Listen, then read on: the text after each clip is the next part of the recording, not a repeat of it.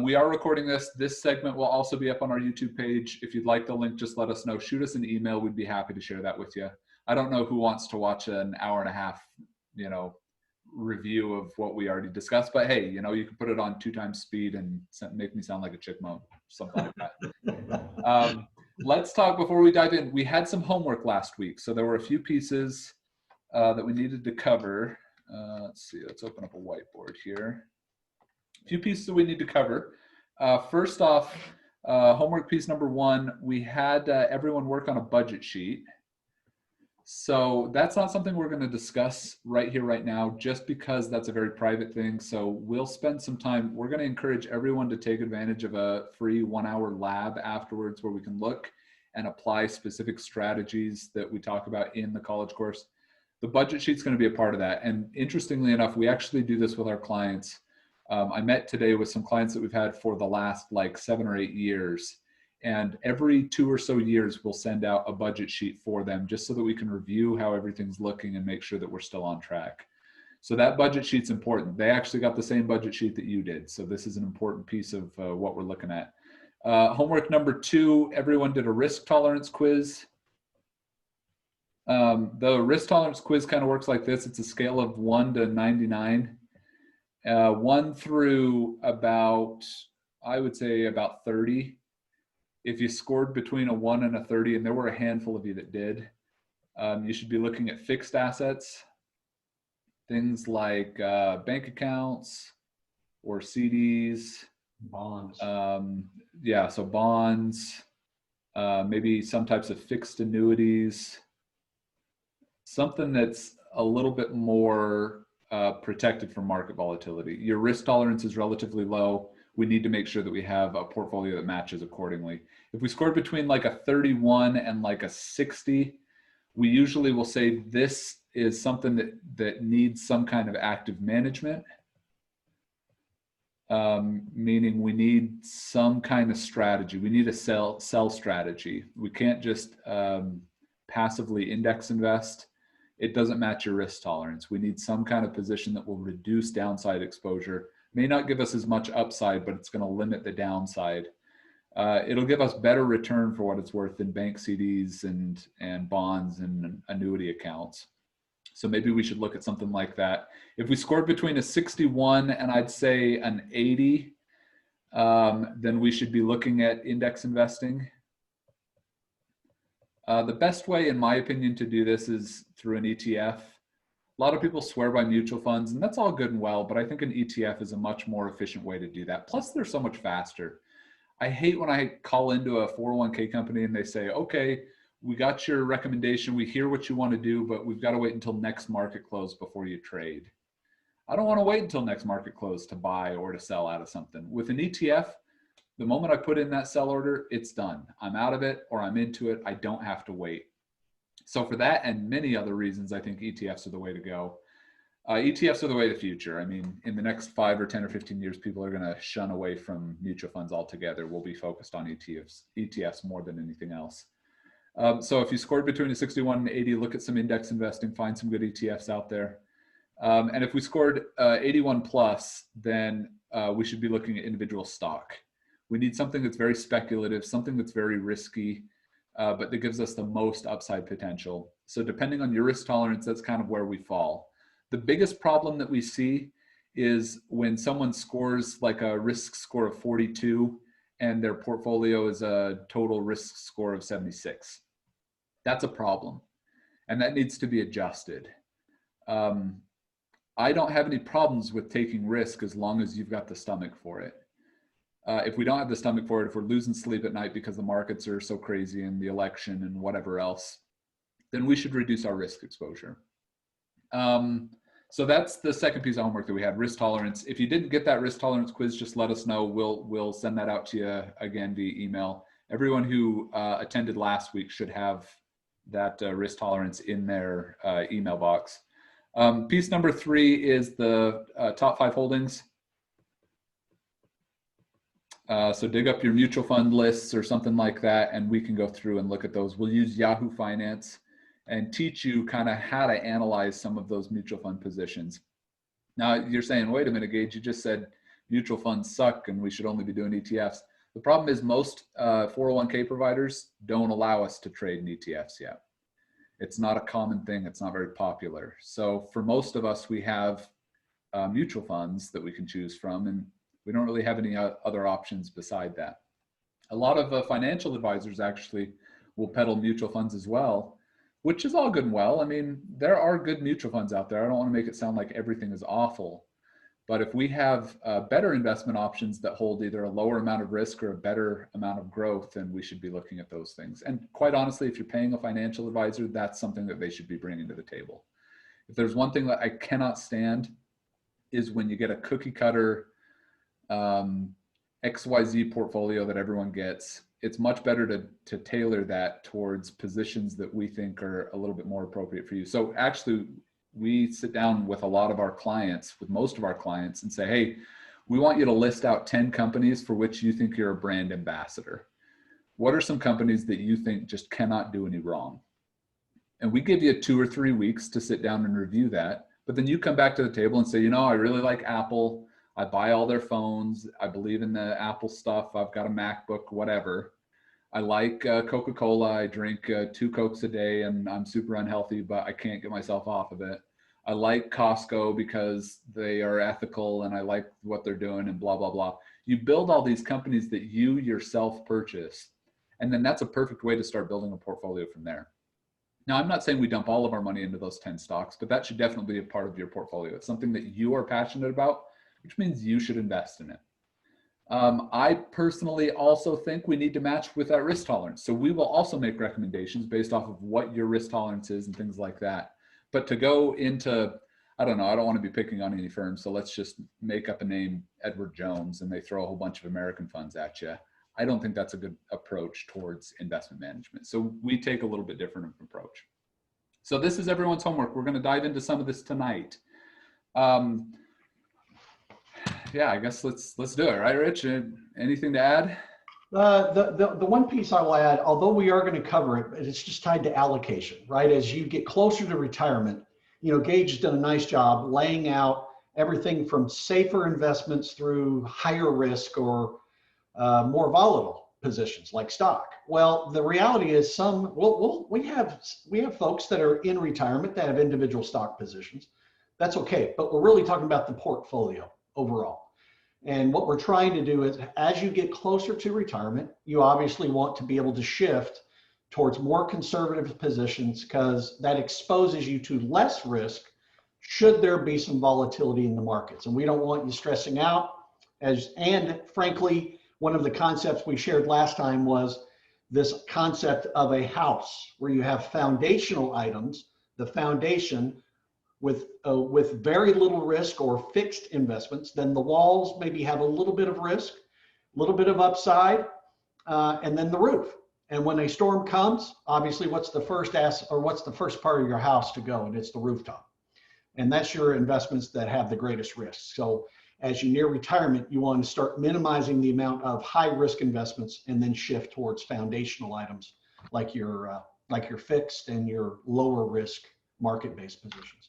So we want to build separate tolerances into any portfolio. So when we're talking about investment planning, I think we talked a little bit about this last week. We want to look at this thing called correlation. Now, everyone knows they need to be diversified. We don't want to put all of our eggs in one basket, but no financial advisor is looking at the correlation of your investments. It's just not a thing today. I don't know why. It should be a thing. We don't want correlated assets that do pretty much the same thing, just on a different slope. So if everything is going up all at the same time or everything's going down at the same time, we're not doing ourselves any favors. We might as well just pick the big winner and call it good. Actually, funds in general were created, mutual funds and ETFs. ETF, by the way, stands for Exchange Traded Fund. It's kind of like the new mutual fund. I say new, they've existed for like 25 or 30 years. They typically will have a lower fee, and in my experience, they perform better. So anyways, if we have 5 or 6 mutual funds or 5 or 6 ETFs or a mixture of both in our investment account, and all of those mutual funds are kind of doing the same thing, it's not doing you any good. You might as well just pick the top fund and call it good. The reason those mutual funds and ETFs were originally created was to diversify a portfolio. Rather than holding one individual stock, we hold 50 or 100 or 500 different stocks. Well, holding 4 baskets that each hold the same 500 stocks isn't going to do you any good. So what we look for in a portfolio is what's called non-correlation. We want uncorrelated performance. And one of the best ways to do this with an uncorrelated portfolio is to look at different asset classes. So an example that we talked about last week of non-correlation, maybe we have an S&P 500 fund, we have a bond fund that looks at the US aggregate, and we have gold. All 3 of those indices do different things. They are all uncorrelated. They don't correlate with each other. When one is up, the others might be flat or down, but it helps to smooth out the overall risk that we take and helps us to get some good levels of growth without betting the farm. When we're looking at allocations, Rich had kind of alluded to this. We want to make sure that we've got proper allocations in the right things. So for example, a very typical conservative allocation is where we say, okay, we need some percentage of US stock, we need some percentage of foreign stock, we need some percentage of bonds, and we need some percentage of cash. I think that this is too short-sighted. There are so many other investments out there that this kind of a portfolio totally misses. Like real estate, for example. Some of you may be involved in real estate. I think real estate deserves a place in a portfolio. I have real estate in my own portfolio. What about precious metals? Gold, silver, platinum, palladium. That is not included in this allocation. What about an annuity? Oh man, I heard bad things about annuities. Oh goodness, Susie Orman says that annuities are the worst thing since, beginning of time. Well, it's not always the case. It's dangerous to throw the baby out with the bathwater. We think that there are some good annuities out there, and that should also play a part into your portfolio. So rather than just say stock, bond, cash, that's all we need, well, let's look outside. Let's look at all the other investments that are out there and see what makes sense. And the beauty of Oxford Wealth, the reason I love this organization is I've got all the authority I need, all the autonomy I need to do whatever my clients need. I am not pigeonholed to say, I work for XYZ company and I have to be selling the American Funds Growth Fund of America. I have to sell so much money into American Funds Growth Fund of America or I lose my job. The cool part is I can do whatever. If I've got a client who is lacking in gold, then great, let's go find gold. If I have a client that's lacking in stock, then great, let's go find stock. If we're missing a piece of that portfolio, we have the ability to do whatever we need to. We're not limited. We don't have the blinders on like unfortunately a lot of financial advisors do. And I think a lot of financial advisors fall into this trap where they see, this perfect portfolio. Why in the heck are we holding 6% in foreign stock? That is not a good bet right now. As a matter of fact, I think, so let's talk election. I mean, this is kind of the hot topic right now. We got a debate in 2 nights or tomorrow night, for goodness sake. Let's say that Trump gets reelected. Are foreign stocks going to do well? Probably not. Probably not, because of tariffs and other things that will be put in place. We'll probably see a reduction. What happens if Biden gets elected? I heard that there was a pundit today who came out and said, man, if Biden gets elected, all trade deals with China are done. We are not going to be trading with China anymore, which means that foreign stock, if Trump is elected or if Biden's elected, probably is not going to be performing all that well. So why in the heck are we holding 6 or 15 or 21 or 25% of an allocation? Just because some financial advisor said, oh yeah, this is on a model portfolio 15 years ago? No, for goodness sakes, let's be opportunistic in good times. Let's find investments and let's invest properly. Holding some percentage in foreign stock, unless like Nestle is on your list of stocks that you want to buy, I don't think you should be invested in it. Personally, I don't think internationals are a good place right now. It's the same thing with all other asset classes. A lot of financial advisors will dive into certain asset classes and say, we have to be holding cash right now. We have to be holding XYZ right now. I don't think that that's a good statement. I mean, if there's a reason for it, then great. But I mean, let's use the best investments that we can and build kind of this proper asset allocation so that we're not taking too much risk. I don't know. I don't like when financial advisors specifically fall into this trap. They get pigeonholed into some specific portfolio and that's all they do. I don't think that makes sense. Here's one of the reasons that I don't think it makes sense. This is my favorite slide that we talk about. This is the Callan periodic table. This shows 10 different indices everything from S&P 500 to growth to Barclays to high yields, emerging markets, you name it. And it stacks them up year over year as to the best performer and the worst performer. The whole key with this is to see that it's chaos. There is no trend here. A lot of people say, hey, you know what, when MSCI is at the top of the market, I need to be invested in the Russell 2000 the next year. Okay, sometimes that works, but trying to build a portfolio off of past performance, I don't know. You're getting real lucky if you're hitting it right. It's chaos out there. The investment strategies, the indices are chaotic. And I'll tell you, the best performing consistently over this time frame from 2000 to 2019 is this Barclays aggregate bond, the lavender line. Oh my gosh, Gage, yeah, it's consistent, all right. It's consistently at the bottom of the list. Well, the difference is when it's at the top of the list, it's turning a positive return, whereas everything else in 2008 was turning at least a double digit into the 20s, 30s, and 40% losses. Yeah, you're right. Barclays bond may not be earning the, super attractive 79% that MSCI was in 2009. But the difference is MSCI was also losing 53% of its value in 2008. Now, here's just a quick fun exercise. We're going to talk about this in a little bit. If we lose 53% of our portfolio, how much do we have to earn to get back to where we were? We take a 53% loss. How much do we have to grow to get back to where we were? Let's do the math on this. This guy. 53% loss. We have $100,000. We lose 50% of it. How much do we have? 50,000, right? 50% loss on 100,000, 50,000 bucks. If we gain 50%, some of you may be saying, oh, market's down 50%, market's up 50%. We're good. We're back to even. Ooh, hang on. Is that true? If we're up 50%, we only get 50% on that reduced value. A 50% gain on $50,000 puts us at 75,000. Are we back to where we were? No. How much do we have to earn to get ourselves back to that 100,000 that we initially started with? 100%. Does everyone see how I'm doing that? 50% loss, 100% gain on a 50,000 puts us at $100,000. So Gage, let's put that in perspective. Let's talk about a real case, right? If you had $100,000 in the year 2000, a lot of times we like to highlight this. When do you think those same individuals were able to get back to 100,000? Because remember, there was another correction in 2008. It took until 2013 for that person that had $100,000 to get back to $100,000. So look at it this way. If the market has averaged 7% returns, just on average, right? Over, that's just kind of a historic average, 7 to 8%.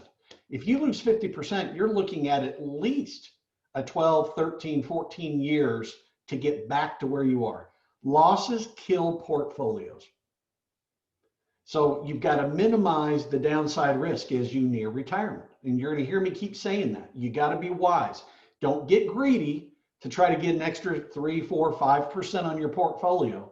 It's okay to get modest gains to minimize your downside because of the numbers the Gage is running by us right now. This is critical.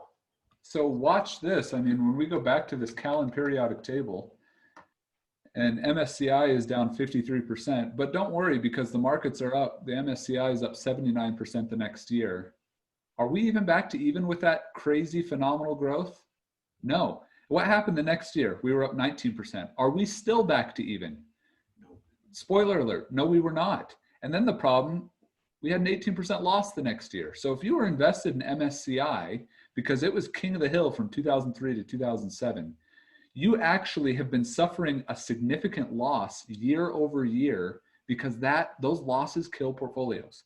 Be incredibly careful, especially in a retirement account. One of the biggest risks that we face is that someone is too aggressively postured.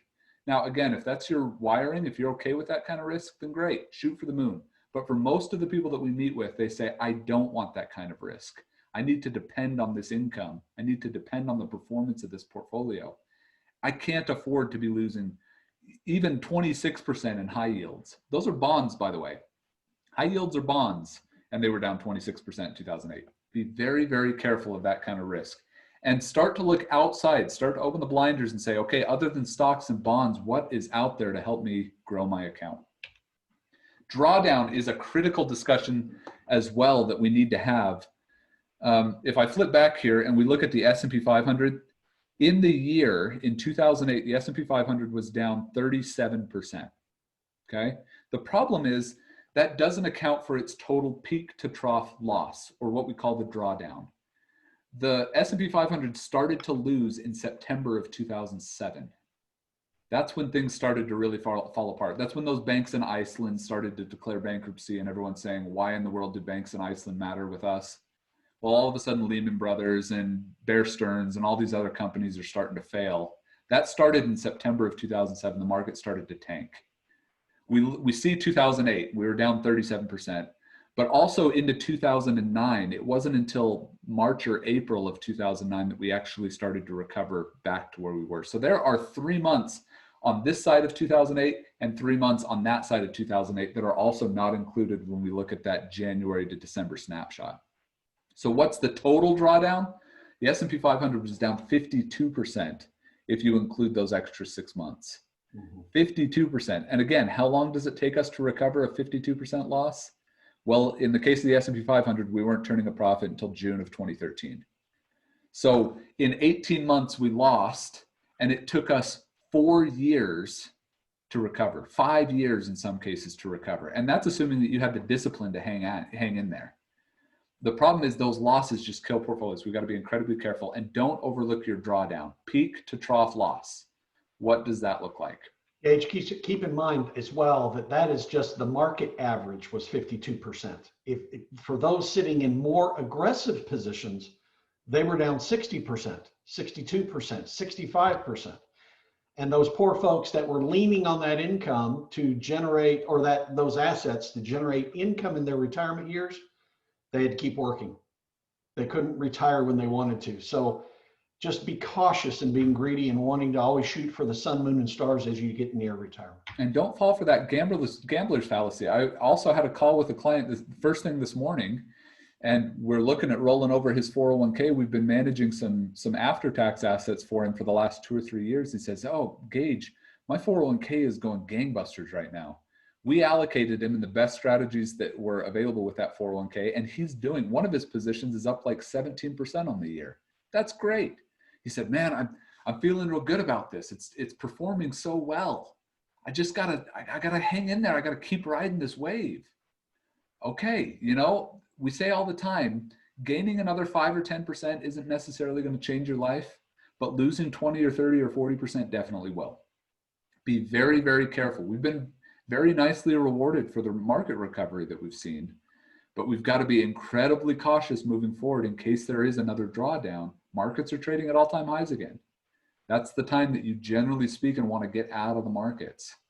I told this story yesterday. I told everyone last week about Mr. Treadway. Mr. Treadway was my sophomore, junior, and senior math teacher. We'd always do stock analysis at the end of class. And I can remember one time specifically, he said, this is in like 2004 or 2005. So this is before the mortgage crisis. He said, Mr. Treadway was probably in his 50s or so. That's where I would say he was. He said, my mom came to me the other day and she said, hey, I really feel like I need to get into some of these tech stocks. I was sitting playing canasta with the gals and they're all saying their stock portfolio is going through the roof. What was interesting is Mr. Treadway also said, hey, anytime you see that older individuals are wanting to get into the stock market, that's usually the time that you turn around and get out. And look at what happened. Less than 4 years later, the markets were down so dramatically. We saw all kinds of crazy volatility. So in any case, this is something that we need to pay attention to. We need to look at this drawdown. We need to make sure that we're focused on how this drawdown works. And we want to make sure that we're not taking too much risk. We don't have too much exposure with that. Okay, so let's keep going here. Drawdown, look at this. Here's the cycle of market emotions. This is kind of a fun chart. We've been using this one for the last 10 years or so, since 2008 or so, we started showing this market trend. What's interesting about this is it's not different. Yes, the black swans, the market anomalies that happen are always something unique. In 2008, the banking crisis, the mortgage crisis, we'd never had anything like that. We'd never had these banks deemed too big to fail. In the year 2000, we had never had um, .coms. We were putting so much faith into tech stocks. We'd never seen that. In 1987, we'd never seen a flash crash like we had seen. All of these are one-off anomalies, but the truth is the markets still respond the same way. There are times of strong growth where we experience optimism and belief and thrill and euphoria. There are times of complacency where the markets just need to cool off. Doesn't that look like a V-shaped recovery? Man, haven't we heard that left and right from COVID? Look at that V-shaped recovery. There are times of significant market capitulation where we have to be incredibly careful. Look at this anger. You remember how you felt in 2008? Darn those bankers. How could we let Wall Street do this? I mean, I feel like everyone forgot about that Occupy Wall Street movement. That was like a serious thing. People were irate with what had happened. They were irate with AIG. They were irate with Bank of America. All over greed, right? All over greed. How greedy of these guys. Oh my goodness. Well, look at that. It's typical market side. We said the same thing in the year 2000. Darn that Amazon. How could they do this to us? Darn all these tech stocks, these .coms, darn Enron for driving us into the ground. It's the same thing. That anger is always there at the bottom of a market correction. We just have to make sure that we aren't exposed too much to that. It's a cycle, you know, the cycle is, that's how it is. It's always been like this. Since the beginning of the markets, 1880s, people have been experiencing these strong run-ups and the thrill and euphoria that comes with it, and the complacency that turns into panic when everything starts to fall apart. Well, Gage, the question I'd ask for all of us tuning in tonight, where do you feel like we are? Where on this cycle do you feel like we are? Well, we're near all-time highs. Well, then, and we also know that, yes, we are recovering. I think a lot of times, or at least now in this situation which we find ourselves with COVID, people are just, the markets are thrilled that we haven't cratered and that the market is so they've baked in optimism. That's the bottom line. And yet we also know that given normal natural business cycles, we're due for, even though we are in a recession, I sense that there's going to be a business or a market-based slowdown at some point as well. So it's going to be interesting to see what happens going forward. Be very, very careful with equity linked positions right now, and make sure that you have some kind of hedge that protects you a little bit from that market volatility. Bull markets are born in skepticism. None of us want to invest in the market when a bull starts running. Bears are born in confidence. We can't lose in a bear market. Unfortunately, look at how true that can be. We get so confident. We think, I just got to hang in there and wait for this thing to recover. It will recover eventually. And historically it has. The markets have always come back. But be very, very cautious. Anytime you feel like, I know what I'm doing. Look, I picked a stock off a dartboard. I threw a dart and that's what I invested in. I returned 10%. Those are the times that we have to be incredibly careful of these bear markets. Buy and hold strategies, I don't think they work. Unfortunately for 401ks, we really don't have much option. You're kind of stuck. You kind of have to buy and hold. The good news is with a buy and hold strategy, the best way to combat that is with a strategy called dollar cost averaging. We don't really have time to get into that today. So if you have a free Saturday or something like that, pop in dollar cost averaging into YouTube and look and see how it works. And fortunately, the best asset that all of us have where we dollar cost average is actually a 401k. We're putting in equal contributions on a regular basis. That's the only way to survive a buy and hold strategy. The problem is when we retire, we're not actively contributing. We don't have dollar cost averaging that's helping to reduce our overall exposures. So buy and hold strategy, I think in retirement really is a dangerous thing. Unless you really have guts of steel, it's probably a position that you should start moving away from. We should look at something else. Adrian, I'd like to share that buy and hold strategies are it's really a young man's game. It is. I keep pounding this point, but it's really around timing. If you don't have a long time left and you're going to rely on that income in the short term, buy and hold is not what you want to be doing. Now here's our good buddy Jack Bogle Jack Bogle was the founder of Vanguard, for those of you who don't know. He had a net worth when he passed away of $13 billion. Big money guru. Like, he was the be all end all. He founded Vanguard, for goodness sake. So I think he knows his way around a mutual fund or two.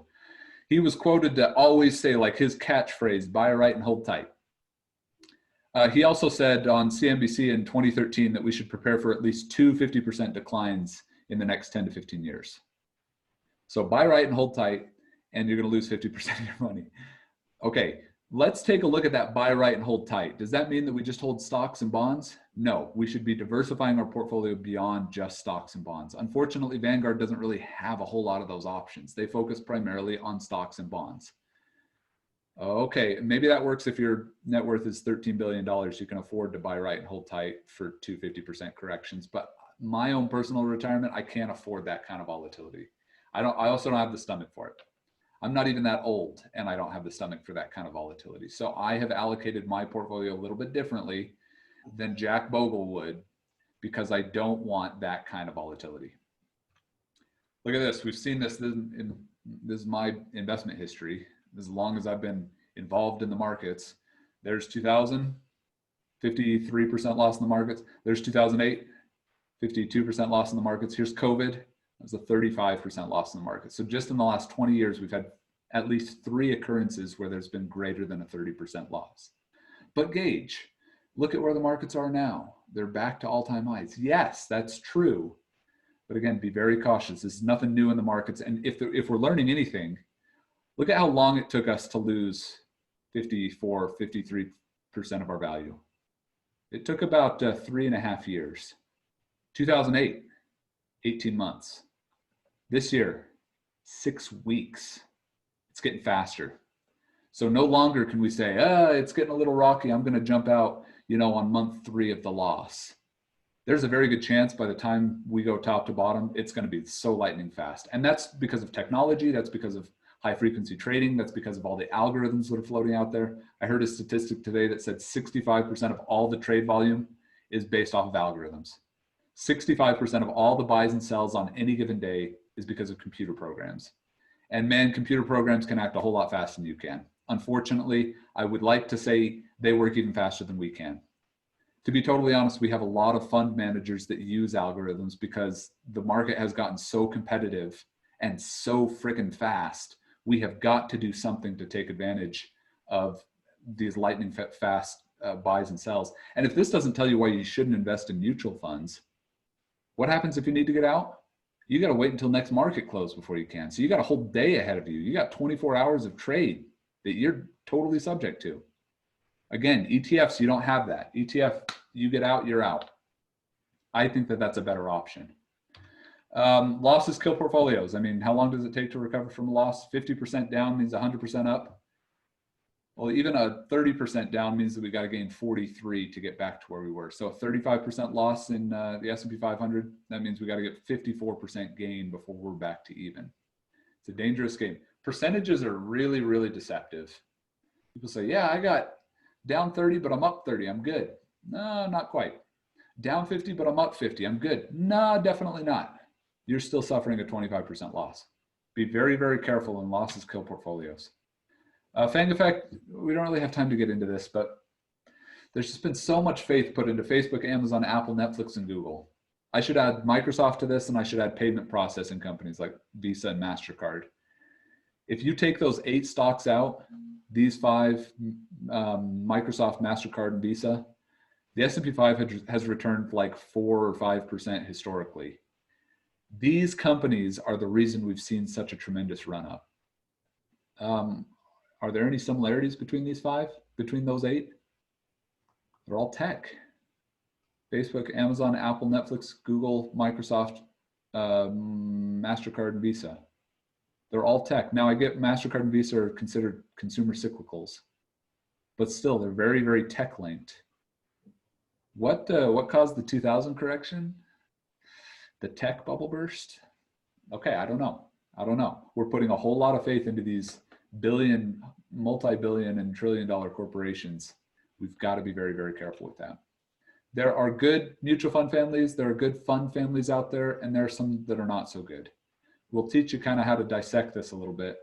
One thing that we pointed out last time is, I won't say who, but one of these companies, when they have a bad year on one of their mutual funds, it's a very, very common occurrence for them to reset, to change their allocation a little bit, and then repackage a new mutual fund so they don't have to show any back record. It's allowed by the SEC right now. They talk about changing that, but right now it's not. And there are some mutual funds out there that hide their bad performance by resetting their mutual funds moving forward. So when we're looking at Yahoo Finance tonight, one of the big things that we're going to look at is the inception date. How long has the fund been around? If it's been around less than 10 years, that's a red flag. We should dig in and find out why it's been around for only 10 years or less than 10 years. And if there's another mutual fund that does the same thing, that's by the same company, but packaged in a different way, I have a sneaking suspicion, especially for funds that were started in 2009 and 2010, they did that specifically so they don't have to show what their 2008 correction volatility looked like. I think we're going to see another flood of that too with COVID this year. Some companies do that and some companies don't. I'll let you decide for yourself which ones you want to use. There are some great companies out there too. I'm a huge fan of T. Rowe Price. I'm not saying this facetiously. I think that they do very good things. Their management is pretty decent. Is every T. Rowe Price fund a good one? No, not necessarily, but they do have some pretty decent ones that are out there. Spiva report just shows, compared to a benchmark, what percentage of mutual funds are able to outperform their given benchmark. Looking at like large cap funds, S&P 500, in a 5-year, 10-year, and 15-year time frame, less than 10% of mutual funds are able to outperform the S&P 5. The S&P 5 beats 96% of its competitors in the first 5 years, 90% over a 10-year time frame, 95% over the 15-year time frame. Look at this. This is kind of true of all these other mutual funds as well. If you're working with a financial advisor, they should be looking for those funds that outperform.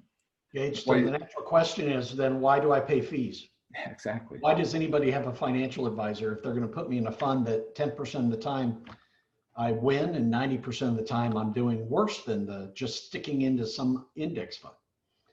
Well, the reality is not all financial advisors are created equal, and make sure you're working with a financial advisor that's actively looking at your account. We start talking to so many individuals that come to us and say, you know, I've really not even talked to my advisor for 10 years. I think that's unacceptable. And the reason is because of the principle Gage taught us earlier, which is around buy and hold. They just buy, they hold, buy right, and just hold. Well, we don't believe in that. We think you should be actively managing your accounts and actively making changes if it makes sense. Think of the world 10 years ago. If you haven't met with your financial advisor in 10 years and they recommended XYZ mutual funds or investment strategies, did you have one of these in your pocket 10 years ago? It probably didn't look like this. Maybe you did, I don't know. I converted to a smartphone less than 10 years ago. Prior to that, I was still doing a button dial text phone. And I know that sounds crazy, but most individuals, most Americans were using a flip phone in the year 2010. So thinking 10 years, here we are 10 years later, and look at how much our lives has changed just with technology. I can open up a brokerage account and start trading in 10 minutes on my phone now. I could not do that 10 years ago. So do the same strategies that we bought 10 years ago make sense? I don't know. But especially with Spiva reports, seeing that so many funds are underperforming their benchmark, well, I think that merits at least regular discussion. And like Rich said, we meet with our clients every 3 to 6 months. That's about as comfortable as we are with how frequently things are changing. Your life is changing, the markets are changing. We need to be adjusting the strategy to accommodate for that. So anyways, tactical investing, we think makes a whole lot of sense. Tactical investing is where we hire a fund manager. Rather than investing in a mutual fund or an ETF, we hire a fund manager whose job it is to look at the account 24/7 and make sure everything is on track. Tactical investing is a very powerful tool. And especially remember, for those of you who scored a risk score between like 40 and 60, we think that you should be considering tactical investing for some allocation of your portfolio. It's a good way to reduce your risk. Fund managers don't perform quite as well as like an index fund, but they also take considerably less risk. And that's the key. As long as we can get our, 6, 7, 8% gains and not experience a 40, 50, 60% loss, That's the key. That's what we're looking for with tactical fund investment. And we think everyone should be doing it. I'm doing it with my account. Rich is doing it with his account. All of our employees are doing it with their accounts. All of our clients are doing it with their accounts. Again, this is a portion of the portfolio. We don't think everything should go into tactical investing, but it's a tool. It's a tool on your tool belt. It's an arrow in your quiver that you should be ready to use to be able to reduce our risk exposure. They offer broad diversification. They offer low correlation.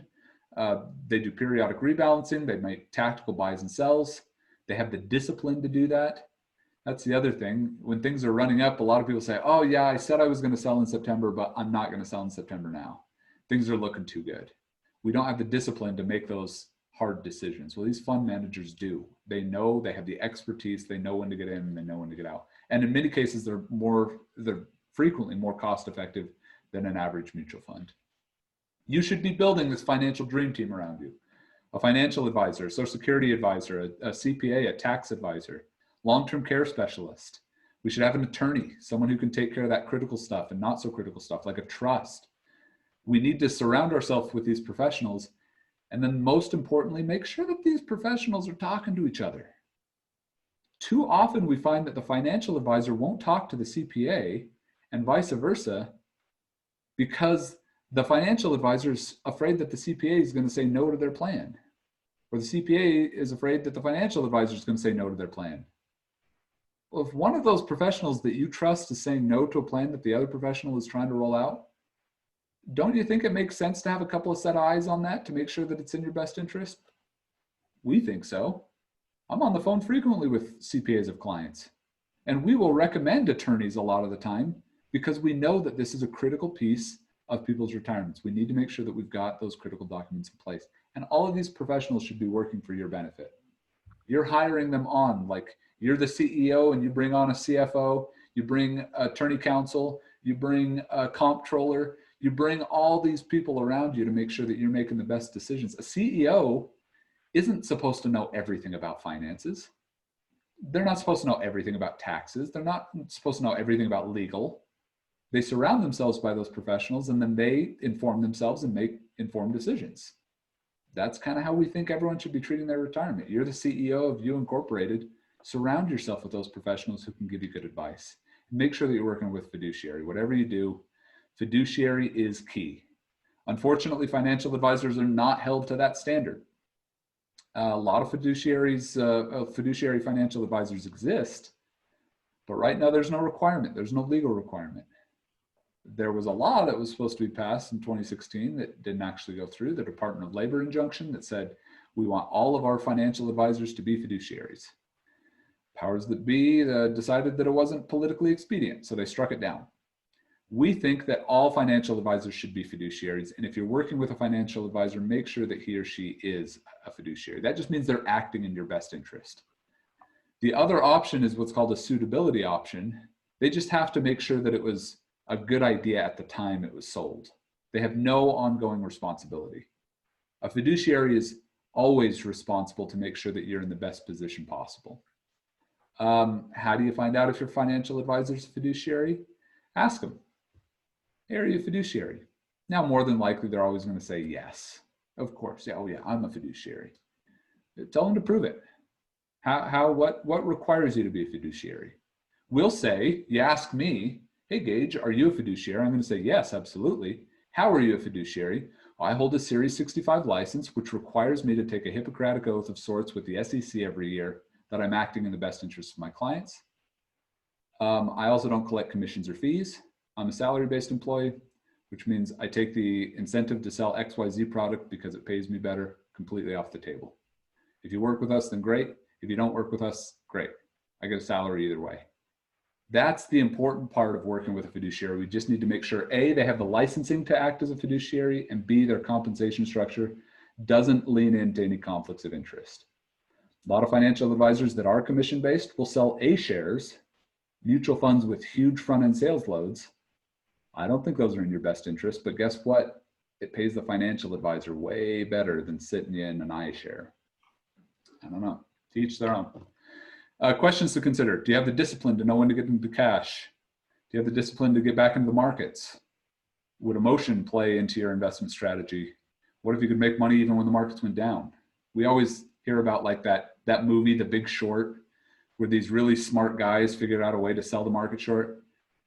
Okay, why aren't we doing that now? It's a simple strategy to sell the market short. You can have a covered call that completely protects you on that downside risk. Okay, maybe not completely protects you, but it gives you much better upside potential, especially in volatile markets.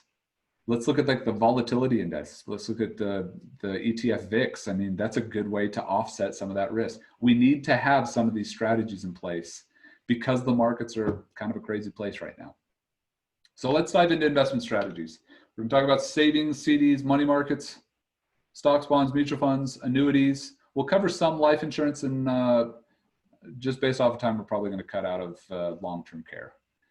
Again, everyone needs to have some kind of long-term care discussion. I don't think everyone needs long-term care insurance, but we need to have a plan as to what happens if we have some kind of long-term care exposure. Who's going to pay for it? What's going to happen? Where are we going to live? Those kinds of things. You know, it's hard to talk about that, but the sooner you can talk about it and start building a plan, the better off you'll be and the safer off your kids will be from having to pay for all of the expensive stuff that long-term care exposes you to. Banks and money markets, CDs and money markets, well, they don't pay a whole lot. We talked last time, I think, about bankrate.com. Let's see. No, yeah. Yeah, we shared bankrate.com. We're not affiliated with the website at all. So we're just really bringing this to you for your benefit. But if you look at this, it's really a great resource on all things financial, where you can see what the latest market rates are for either a home purchase. Gage, why don't you scroll down just a little bit, a refinance, credit card rates, et cetera. You can shop based on this website. It's really a fantastic resource. Go to banking, and there we should be able to find CD rates, money market rates. CDs, savings, money market, banks, even individual bank reviews if you're looking for a highly rated bank. It's a great resource. Now, Rich is right. We don't get paid anything for Bankrate. We just find that they are a fantastic resource that we think more clients should be using. If you've got money sitting on the side, you know, and you need it in a safe spot, and your local bank is paying you 0.1%, well, take a look at Bankrate to see if there's some better investment out there, some better bank that's out there. Salem 5 Direct and BioBank are paying 0.8. Now, I can't believe I'm getting excited about a 0.8% rate of return, but it's a heck of a lot better than the 0.01 that my bank's paying me. So maybe we should look at that. Take this information back into your bank. Say, hey, look, I can open up a savings account with Salem 5 Direct, and I can get a 0.8%. Well, you know what? Take that information back into your bank. If you say, you know what, no, I want to leave it right where it is, well, use this as a leverage to go back in and renegotiate rates. Hey, those guys have some latitude. They can work with you.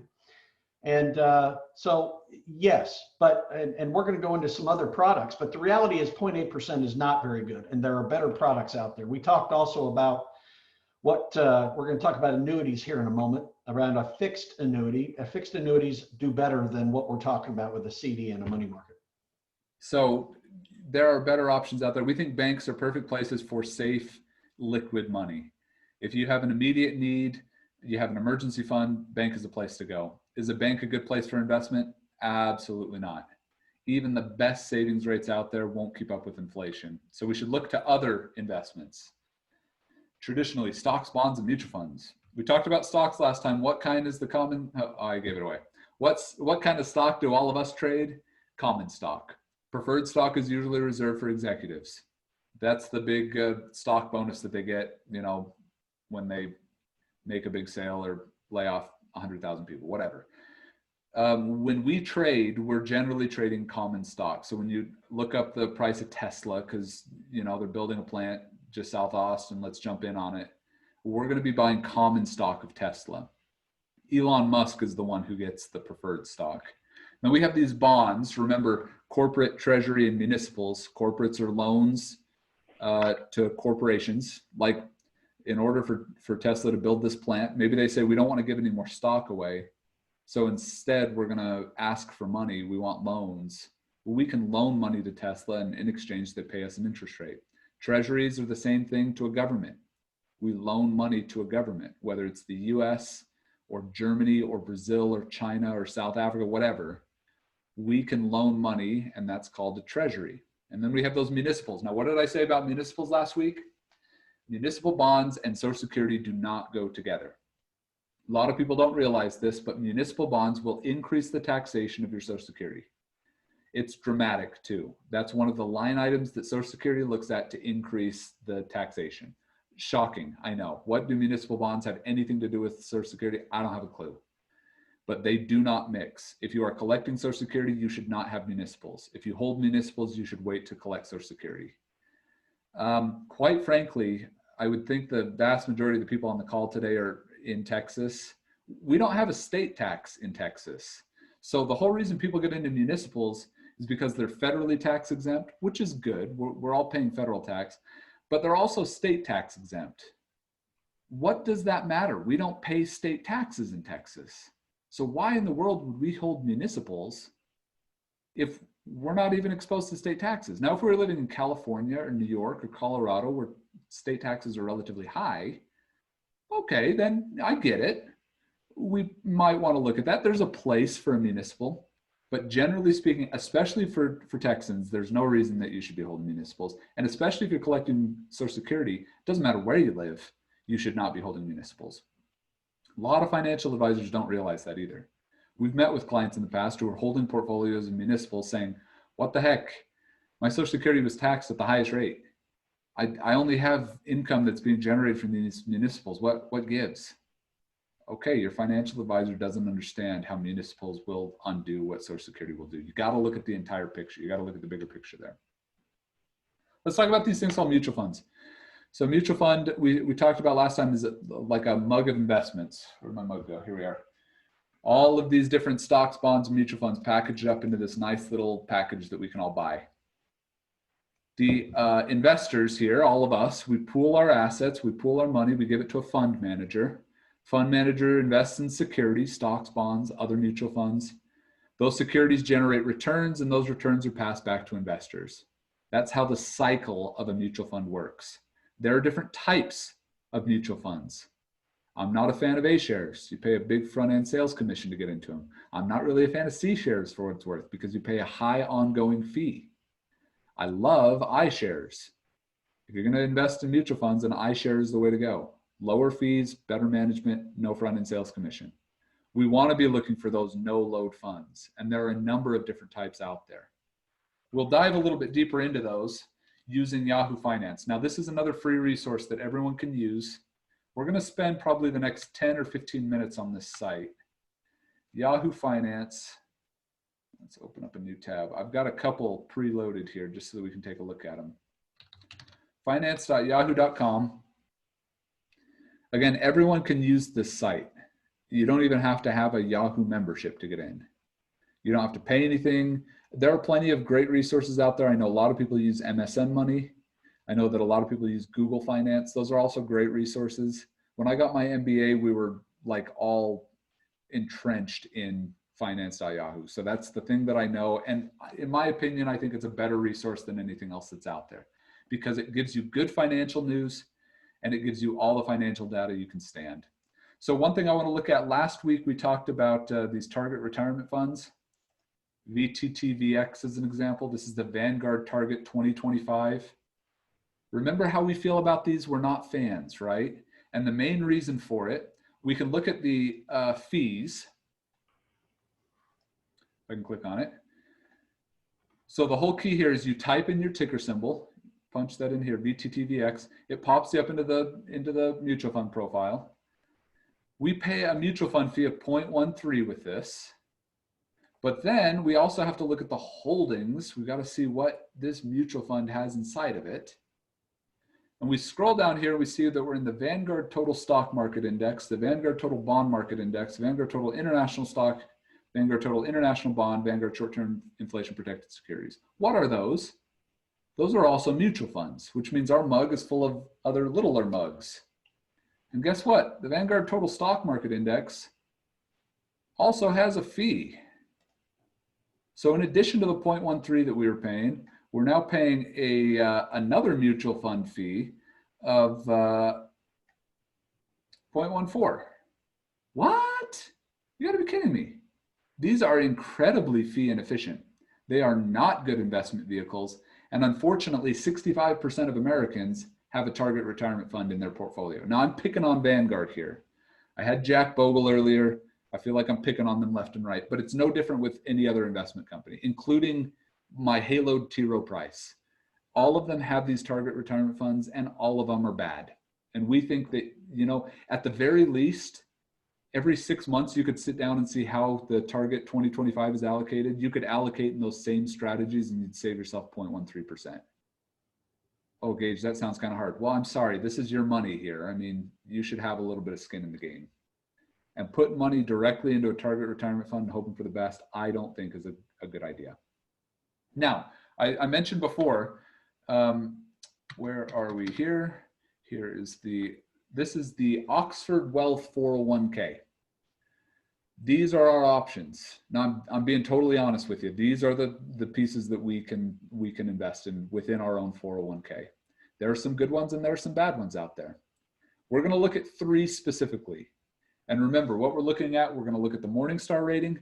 We're going to look at the beta. Beta is a measurement of volatility and risk. We'll talk about that in just a second. We're going to look at the inception date. When did this one start? We're going to look at the fees. We're going to look at the top 10 holdings, and we're going to look at the performance. And I would encourage you, while we're going through this, if you have a mutual fund that you want to take a look at, punch it into the chat, and we'll take some time. We'll look at that one specifically, kind of on the fly. We'll do the same thing and look at them. So if you have your homework ready, great, punch it in there. If you're feeling brave, then we'll dive in. To start, we're going to look at that T. Rowe Price Large Cap Growth Fund. Okay, I already have it pulled up here. So TRLGX, T. Rowe Price Large Cap Growth. Morningstar grades all mutual funds off of risk tolerance, off of performance, off of management, off of fees. On a 5-star schedule, they kind of act like a teacher. 5 stars is an A, 4 is a B, 3 is a C, 2 is a D. We don't talk about 1-star funds. The T. Rowe Price Large Cap Growth is getting 5 stars. Sweet, good. It has a beta. Beta is a measurement of volatility and risk. A benchmark is given a beta of 1.0. So we can see this position has 4% more volatility than its benchmark, 1.04. 4% more volatile. Volatility is not necessarily a bad thing. When markets are good, then volatility is actually a good thing. When markets are bad, maybe it's not such a good thing. Inception date, this was started in 2001, so it's got plenty of track record. Fees. Fees are always important. A lot of people don't realize they pay fees on their 401ks. You do. A lot of people say, oh, I pay fees, but my employer actually picks those up. I don't pay. No, you pay those fees. This mutual fund has a fee expense ratio of 0.56. In order to calculate your fees, you have to look at the annual net expense ratio. You have to look at 12B1 fees, which thankfully this one doesn't have one. And we have to look at front-end sales loads, which again, thankfully this one doesn't have one. So I pay 0.56 to be invested in the T. Rowe Price Large Cap Growth. Let's take a look to see how it's invested. Whether our mutual fund is holding a whole bunch of other mutual funds or whether it's invested in something else. But here we got Amazon, we got Microsoft, Facebook, Google, Apple, Visa, Global Payments, Alibaba, Salesforce, Intuit. A lot of tech, pretty tech heavy. Let's take a look to see how it performs. Oh, we'll look at that here in just a second. This is a good fund. It checks all the boxes. Let's look at another fund that might be a good fund. Also on our 401k is VEVIX, the Victory Sycamore Established Value Fund Class I. This is also a 5-star fund, so it's also getting an A on its report card. Has a beta of 1.08. Okay, it's 8% more volatile. It's holding a little bit more volatility than T. Rowe Price did to its benchmark. Okay, we see our first red flag. March 1st of 2010 was when this fund officially started. That's a red flag. 2010. We'd have to do a little bit of digging and find out, okay, was there a Victory Sycamore fund that was issued before 2010 that they're just trying to hide that information for? Let's take a look at the fees. This is paying 0.6. Is there a 12B1 fee? Nope. Is there a front-end sales load? No. So we pay almost the same amount that we pay with T. Rowe Price, maybe just a slight bit more, but not bad. One thing we do like to point out is Yahoo Finance also keeps track of a category average. So other comparable mutual funds are paying 1.09. That means this one's maybe a little bit cheaper. Okay, it checks that box as well. Let's take a look at the holdings. Oh, well, I don't really recognize any of those companies. That's because this is a small cap, established value fund. It focuses primarily on stock positions that are weighted in a number of different sectors. That's okay. I could do a little bit more digging, and maybe some of you guys recognize some of these companies. I don't really recognize too many of them. I mean, it looks like there's maybe some oil and gas that's showing up in here, maybe a couple of tech stocks, but there it is. I mean, it shows exactly what it's in. Let's look at one more fund before we look at performance here. The Vanguard Short-Term Inflation Investment Grade Fund Admiral Shares. It's got kind of a funny ticker symbol, VF sucks. Well, this is also a 5-star fund, A on its report card, beta of 0.52. Okay, so all of a sudden we found a mutual fund that has 48% less volatility than its benchmark. This is probably a safer position. This is a position that maybe we should consider if we're getting closer to retirement. You know, we're limited in the choices that we can make. Well, maybe this is a good one that we should look at. Inception date of February of 2001, so it's got some good track record. Fees, we're only paying 0.1. That's a fifth of what the other funds were paying, a sixth of what the other funds were paying. Sweet, well, that's some good news. Let's take a look at their holdings. Well, we see that this is fundamentally different from some of those other positions that we were talking about. It's holding a whole lot of bonds. U.S. Treasury note, CDS, that's a treasury. This is a corporate bond. Duke Energy, corporate bond. Treasury, corporate bond, treasury, corporate bond. It's holding a number of different positions that are, in my opinion, well allocated. The top 9 holdings only account for 4% of the total assets. So it's a very well diversified portfolio. The cool part about Yahoo Finance is we can compare all of these side by side. So we had T. Rowe Price large cap growth. There's how that guy performs. The blue line, the royal blue line, is the S&P 500. So just so that we can compare benchmarks here. We've got what was the next one? VEVIX. Now, before I click submit on this one, remember this fund actually ticked a lot of boxes. It was doing pretty well. Well, even on paper, there are some funds that may look really, really good, but are performing not that great. This is still a 5-star fund. This is still a fund that has a pretty comparable beta to T. Rowe Price. It has a comparable fee to T. Rowe Price. But man, look at the difference in performance. It's getting a 10th the performance of T. Rowe Price large cap growth. Let's take a look at the bond fund that we had. VF sucks.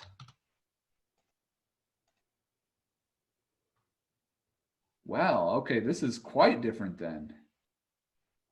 Now, remember what we said originally, we want uncorrelated investments. I love T. Rowe Price, and anytime I see it, the T. Rowe Price large cap growth in a 401k, more often than not, I'll say you should be investing something in it.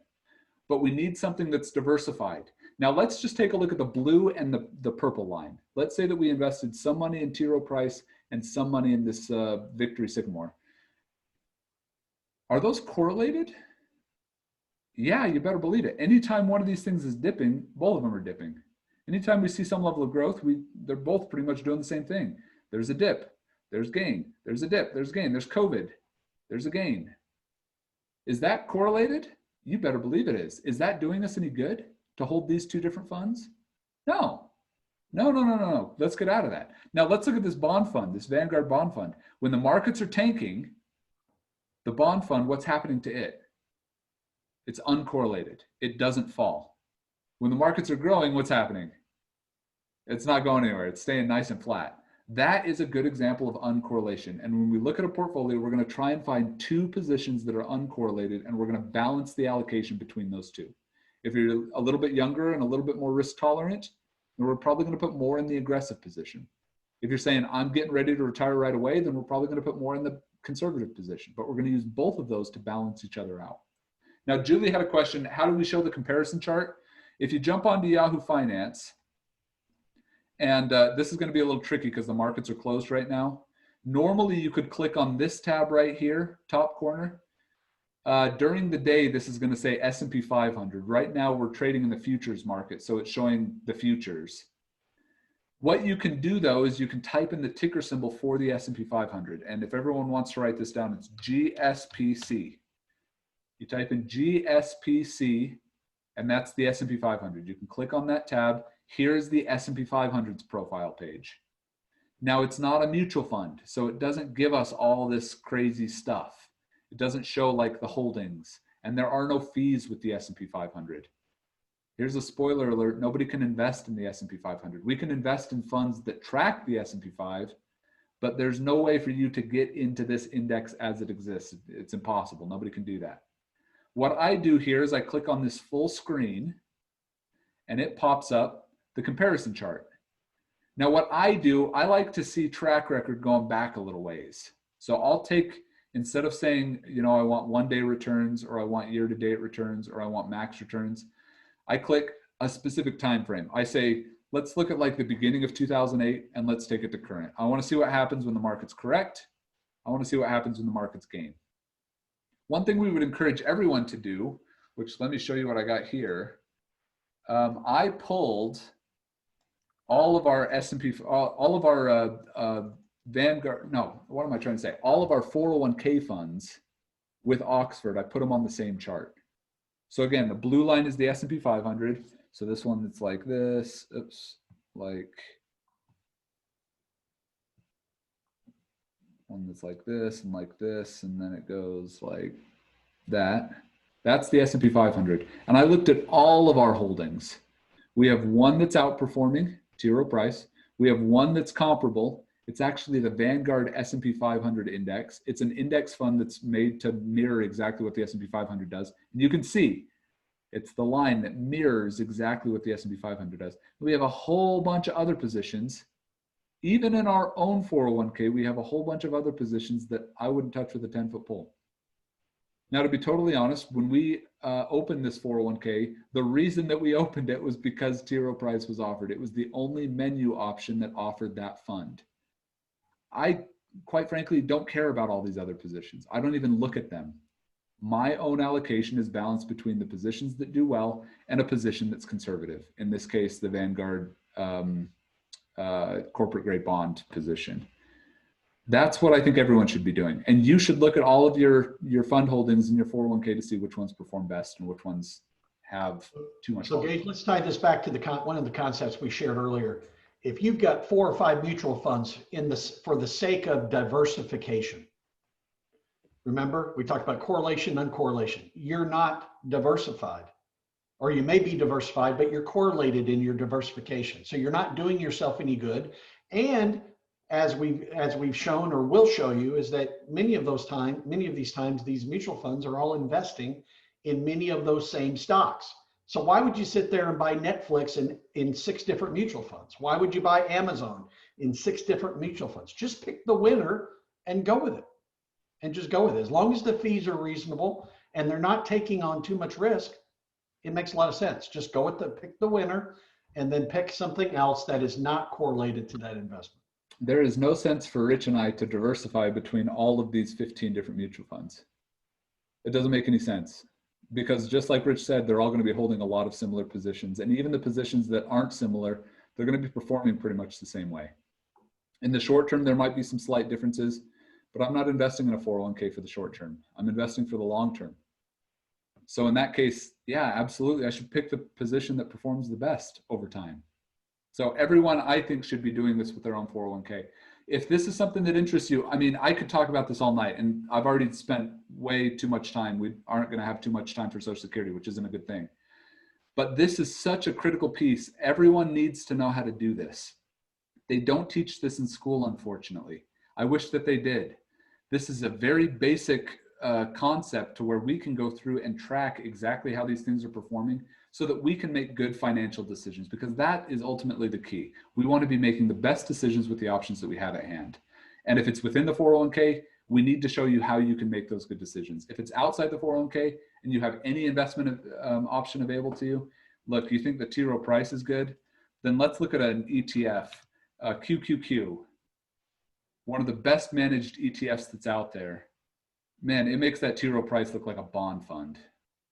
That's what we should be looking for if we're outside of our 401k. If you're working with a financial advisor and you're okay with market risk, let's go with QQQ.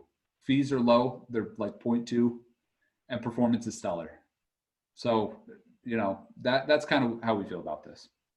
Now let's dive back into our discussion here. I'm gonna just breeze over some of this because we've only got 15 or 20 minutes to cover all of Social Security, which is going to be a task. Annuities are important. There are different types of annuities. Stick with things that are fixed. Okay, general rule: fixed is good, variable is bad. Variables will typically have very, very high fees. So when we say high fees, we're talking like 3, 4, and 5%. That's not uncommon. I don't think an annuity should ever have a fee. So fixed annuities are great. They're comparable to like CDs. They guarantee a rate of return like 2 or 3%. You commit your money there for a year, 2 or 3, just like a CD would, and you get a decent rate of return for no fee. A fixed index annuity is another one that I think is great. In certain positions, I think they work very, very well. I personally don't think any fixed indexed annuity should have a fee. You can opt for some fees if you want. There are some with fancy features that you pay fees for. But generally speaking, I say if you're working with any kind of annuity, shoot for no fees on either one, okay? And don't write them off. Just because Susie Orman or Bob Brinker said that annuities are bad, it's an asset class, okay? I'm not trying to say annuities are good, but they fit in a lot of situations. And it should be an arrow in your quiver that you can pull if you need to. Life insurance. I have just one quick topic that I want to talk about with this. No, you know what? We don't have time. We're going to have to gloss over this. Before we write off life insurance in retirement, just realize it's one of 3 assets that passes tax-free to your beneficiaries. Life insurance is one, stock, individual stock is another, and real estate's the last. Those are the only 3 assets that pass tax-free to your beneficiaries. So if you have a goal for legacy planning, if you're wanting to leave money behind and set up some kind of great legacy, your IRA is not a very good asset for kids to inherit. It's a huge tax burden for them. But life insurance can be a very powerful tool. A lot of people think, oh, I'm retired, I don't need insurance anymore. Well, don't write it off too quickly. And look to see how you can utilize those tax-free assets to benefit those that you love after you pass away, okay? Let's dive into Social Security. So in the next, we're probably gonna go over, full disclosure, get your popcorn and soda ready because we're gonna go a little bit long here. But we're going to talk about the ins and outs of Social Security, okay? So we're going to talk about kind of how Social Security got started, what it originally was, and how things haven't really kept up with the times quite as much. We'll talk about full retirement age, why it's important. We'll talk about survivor benefits and spousal benefits. Medicare, I'm probably going to spend for another time. We'll talk about that later. And then setting up income for the rest of your life. You need 40 quarters to qualify for Medicare or for Social Security, 10 years of work. Your Social Security benefit is calculated off of your highest 35 years of work. So if you work 10 years, you qualify. You don't work for another 25 years, you got a whole bunch of zeros. Most of us are going to work for the vast majority of our working years, and they probably won't be zeros. If we have 35 years of earnings history, our Social Security benefit is calculated off of that. There is an earnings test, okay? Warning. If you decide to collect Social Security early, you decide to turn on your benefit at 62, but you're going to keep working, oh, please be careful about that. If you are still working and making more than $18,240 a year, for every $2 above that limit, they take $1 scheduled benefit away. So please be careful. Don't collect Social Security early unless you're just planning on throwing your Social Security benefit away. Now, the big key with this is after you reach your full retirement age, which we'll see here in just a minute, there is no earnings limit. You can work as much as you want and collect all of your Social Security benefit without any penalty. So after that FRA, if you decide you're going to continue working, then great. You can look at filing, but don't file anytime sooner than that, or you might throw away your entire benefit. Here is your full retirement age. I'm going to keep this up here for just a second. I think everyone pretty much knows their full retirement ages. It's based off the year in which you were born. If you were born 54 or earlier, then your full retirement age is 66. For every year after that, they add 2 months to your full retirement age. If you're born 1960 or later, then your full retirement age right now is 67. Now, this is probably going to change, but we found the next round of changes are probably going to happen to people born 1975 to 1982 or 83. That's where the next full retirement age adjustment is going to be made. In Social Security, it says they cannot change benefits for those who are collecting Social Security or collecting retirement and those nearing retirement. We think anyone who was born 1975 or earlier is near enough to retirement that they won't change your benefit. Let's talk, we don't really talk about this too much in this, but a lot of people are concerned that Social Security is going broke. And there's a huge consideration right now about privatizing Social Security. The truth of the matter is we've got 65 million recipients on Social Security right now. 65 million Americans are collecting Social Security benefits. Social Security is not going broke, by the way. A lot of people don't report on this, and I don't know why they don't. That's because good news doesn't sell papers. Social Security actually reported a $2 billion gain last year. So of the money they brought in to the $65 million recipients they sent money out to, there was actually $2 billion of surplus that they added to the trust fund last year. Now we get that the worker to recipient ratios are changing, but the trust fund is sitting on $3 trillion. It's one of the healthiest benefits in the United States government that we have right now. It's changing. Things are adjusting. There's a notice that you get on your Social Security statement that says by the year 2034, you got 79 cents on the dollar. It's not broke. That statement also says by 2090, we only have 74 cents on the dollar. Broke is 0 cents on the dollar. And I get it. I want my full benefit. I don't want 79% of my benefit. Reform will happen with Social Security to adjust and make Social Security whole.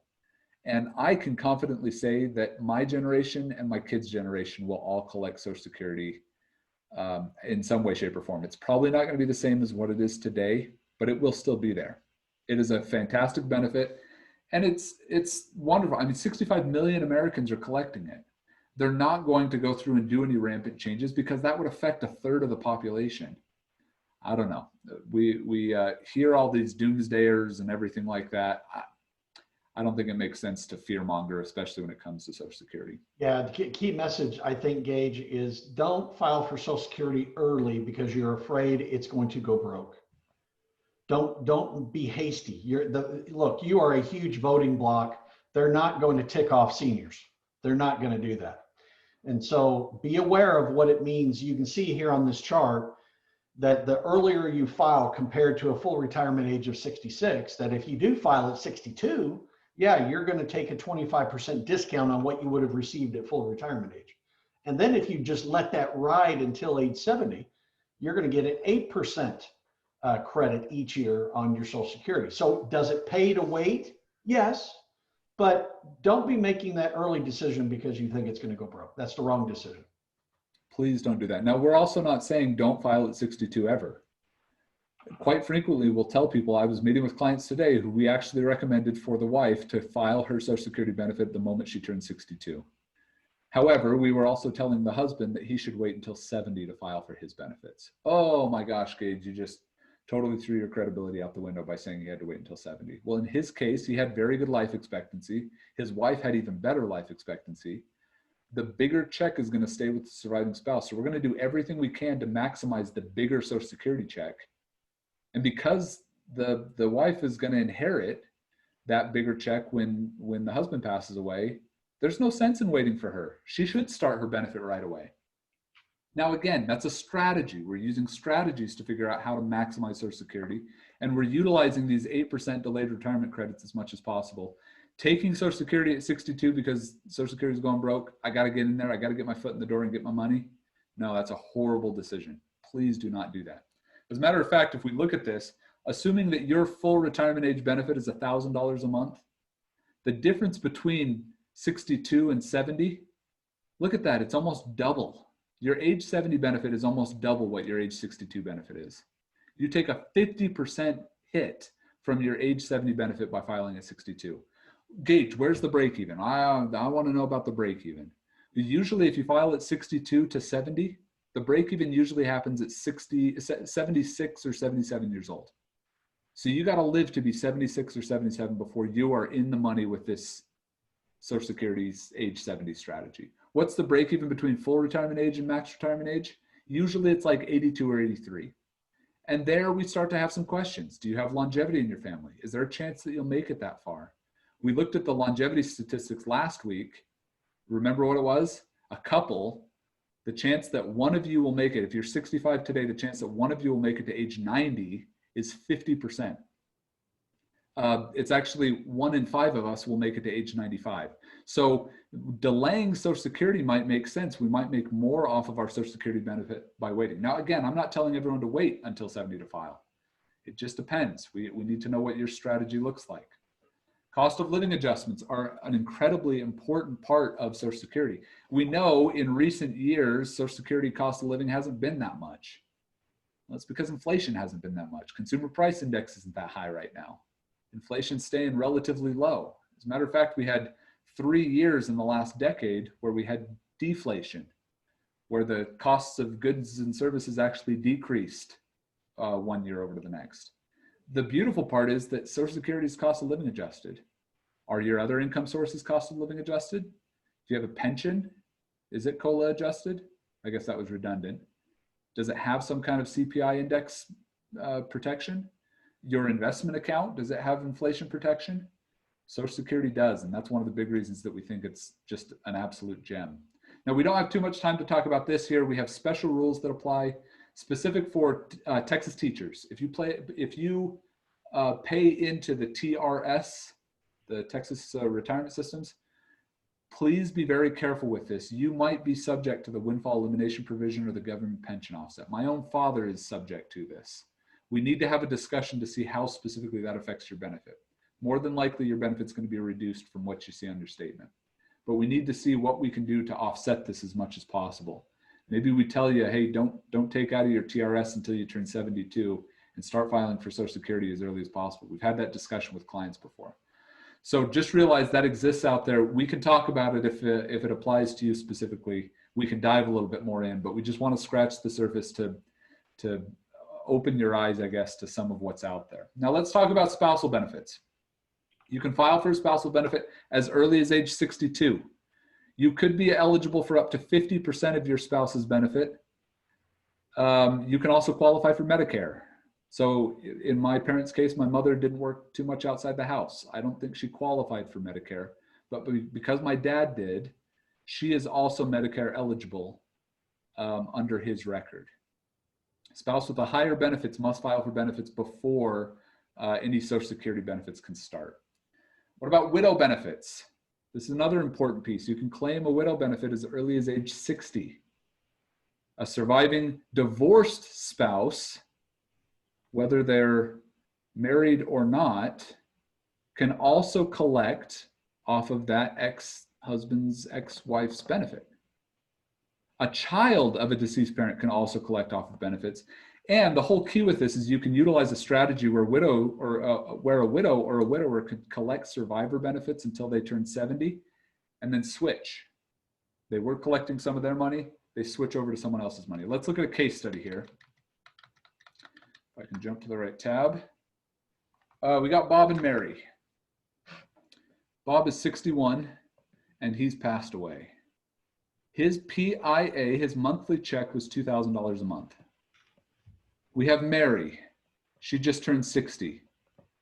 Her PIA is $2,500 a month. What's the strategy that she can utilize now as a widow? What we would say is, we would say, hey, Mary, file as a widow. When you file as a widow, you start collecting some of Bob's benefit. Now at age 60, you're collecting 71.5%. Okay, that's about $1,400 a month. She starts picking up $1,400 a month now. Well, wait a minute, Gage, her benefit's way more than $1,400 a month. She can't even collect her own benefit yet because she's too young. This is a way for her to start tapping into some benefit now. So she collects $1,400 a month. Now we would advise Mary, that's great, that's a great start, but we're not done there. At age 70, We're going to tell Mary to switch her benefits. Okay, Mary, get rid of that little one and switch over to your own. Well, great. Is she getting $2,500 a month? No. What happened to her benefit from the time that she was full retirement age until the time that she turned 70? She's getting an 8% delayed retirement credit. Oh, cool. Plus, she gets the cost of living adjustments, whatever they are. Let's just assume for easy math's sake, that's 2% a year. That means she'll have a 40% increase on her benefit. She's collecting $1,400 a month from age 60 to age 70.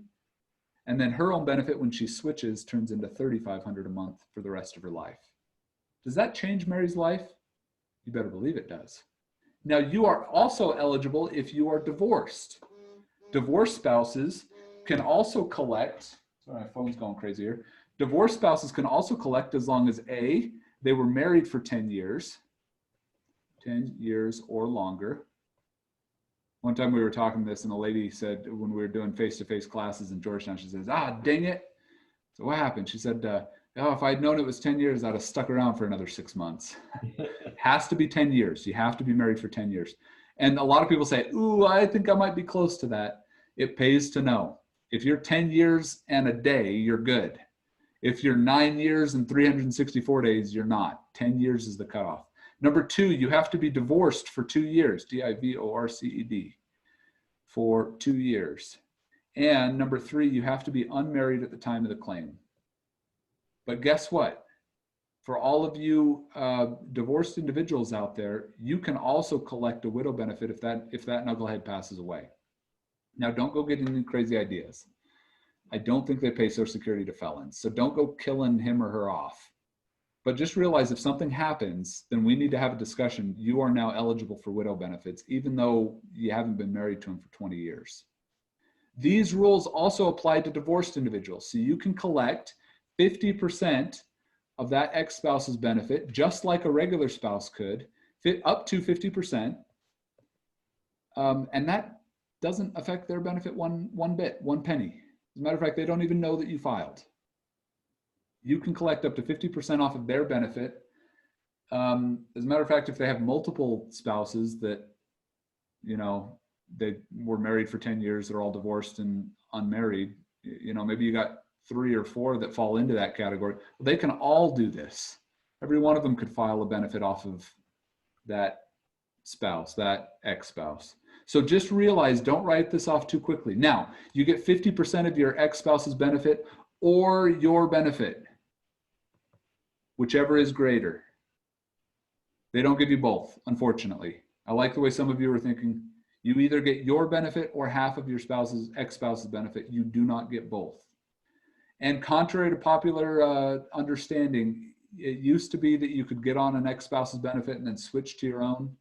Unless you were born January 1st of 1954 or earlier, you can't do that anymore. So you got to pick, is it 50% of the spouse or is it your own benefit? Usually Social Security will go through and calculate that for you and they'll give you the bigger check. Now, that's not to say that you're done. Let's say that we're 75 years old and that knucklehead passes away. What happens at that point? We step into a widow benefit.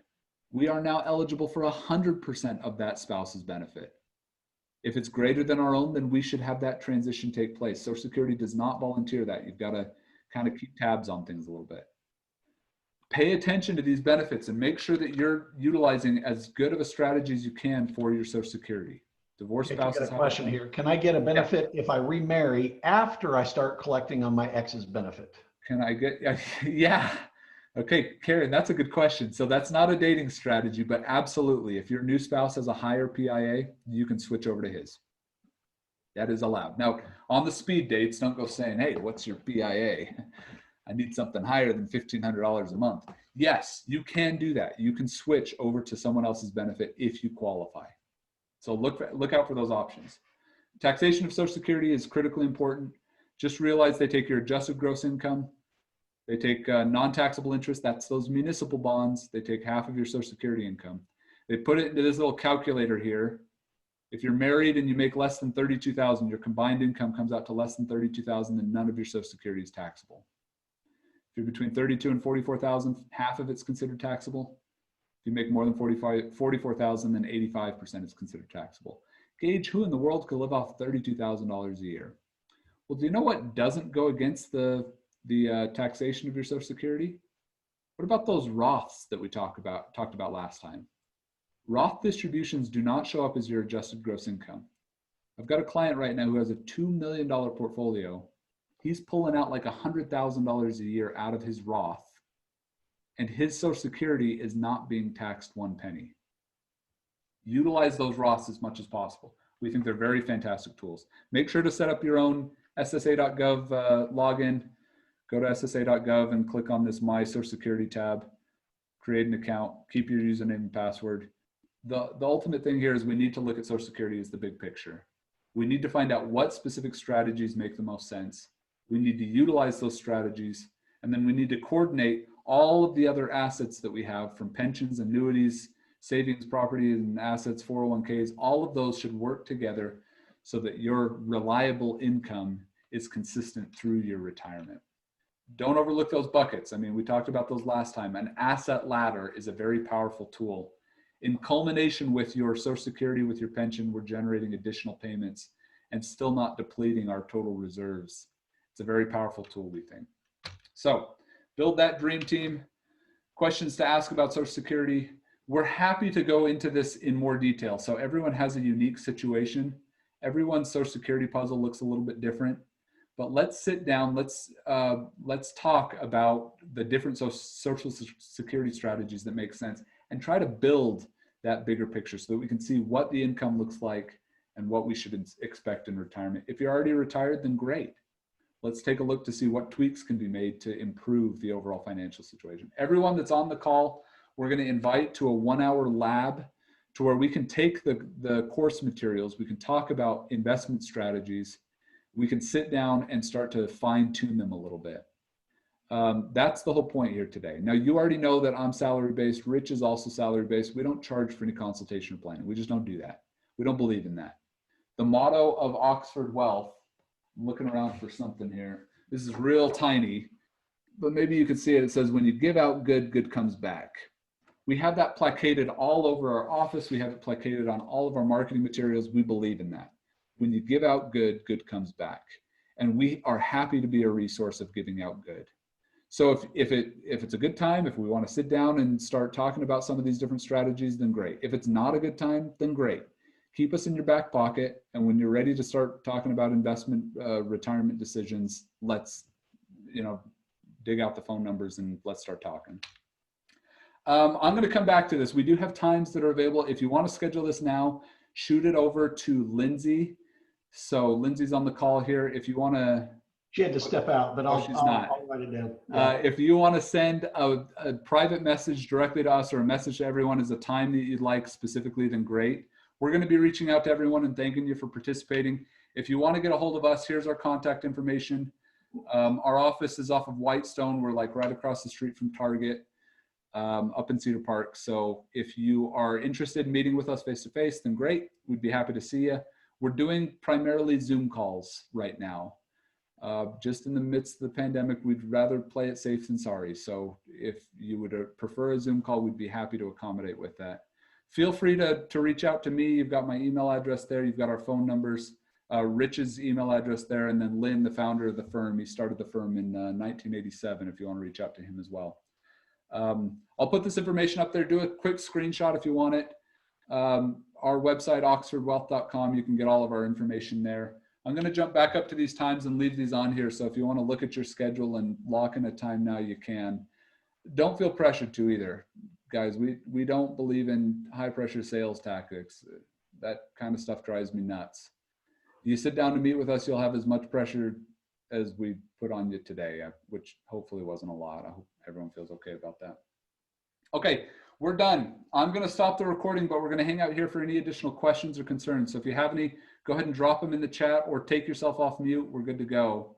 Let me stop the... Okay, just one quick comment.